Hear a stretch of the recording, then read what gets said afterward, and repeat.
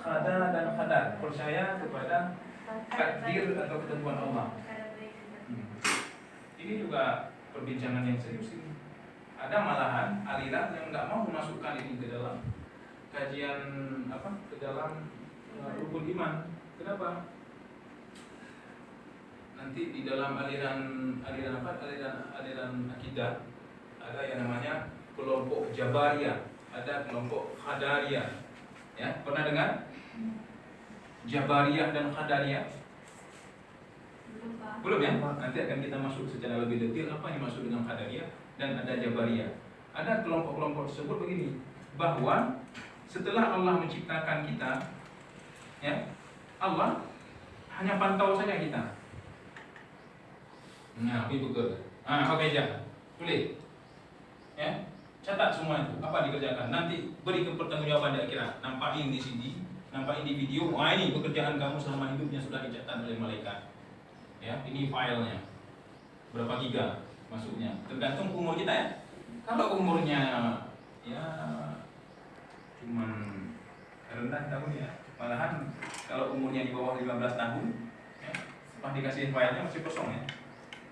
Nggak ada isi. Nanti di file itu terbagi lagi dua, perbuatan baik, perbuatan buruk. Kalau kita umpamakan ini laptop kan, kita kasih flash disk. Ini flash disk atas nama Sajadatun Tanuja. Dibuka dulu sama malaikat, buka. Pas dibuka nampak di situ dua. Ada file amalan baik, ada file amalan buruk. Nah, coba buka amalan buruknya. Wah, sederet. Sederet panjang sekali. Ya, ini nanti akan menjadi timbangan di akhirat. Di berat mana? Nah, khada dan khadar di sini, karena tadi Bapak contoh ke dalam Qadariyah dan Jabariyah, itu ada juga satu kelompok yang mengatakan bahwa kehidupan kita ini dipaksa. Terpaksa dengan keadaan. Makanya nanti ada yang komplain. Kenapa saya dimasukkan ke dalam neraka? Padahal segala perbuatan Allah.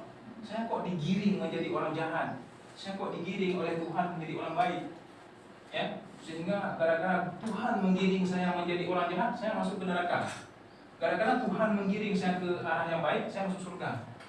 Nanti kan jadi persoalan lagi kan, membuka Tuhan di akhirat.